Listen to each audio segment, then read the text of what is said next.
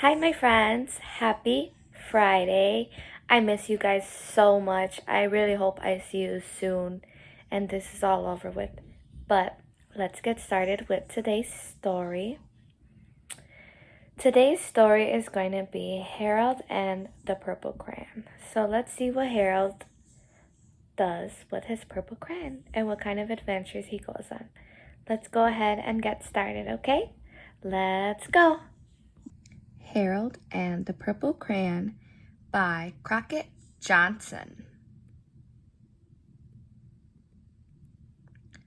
One evening, after thinking it over for some time, Harold decided to go for a walk in the moonlight.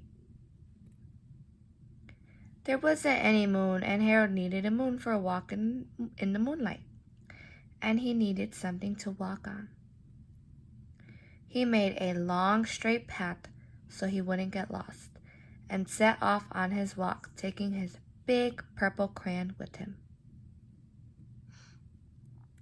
But he didn't seem to be getting anywhere on the long, straight path, so he left the path for a short cut across a field, and the moon went with him.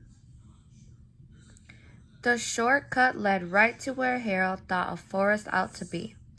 He didn't want to get lost in the woods, so he made a very small forest with just one tree in it. It turned out to be an apple tree. The apples would be very tasty, Harold thought, when they got red. So he put a frightening dragon under the tree to guard the apples. It was a terribly frightening dragon. It even frightened Harold. He backed away. His hand holding the purple crayon shook.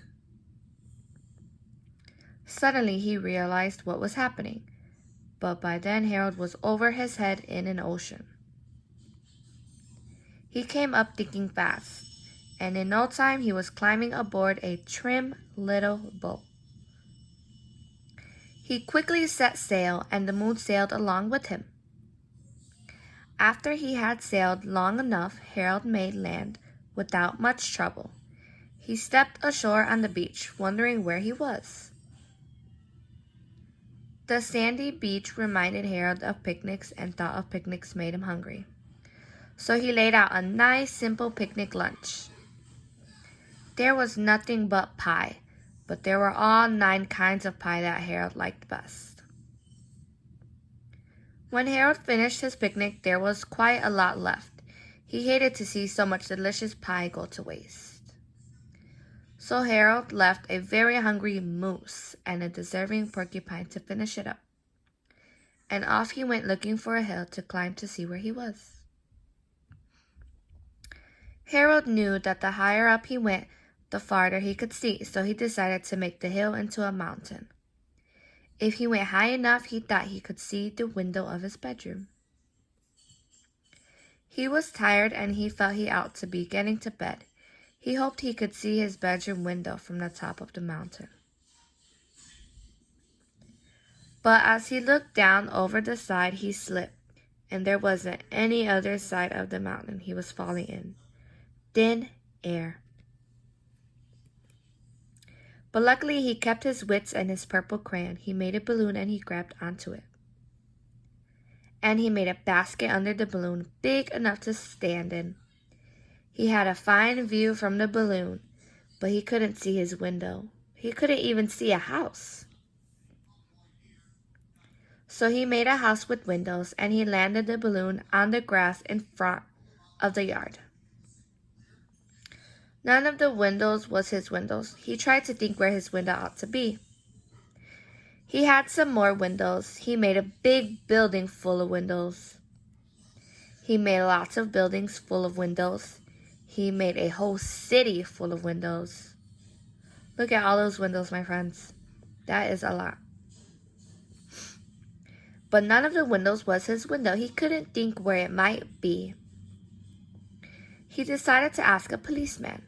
The policeman pointed the way Harold was going anyway, but Harold thanked him.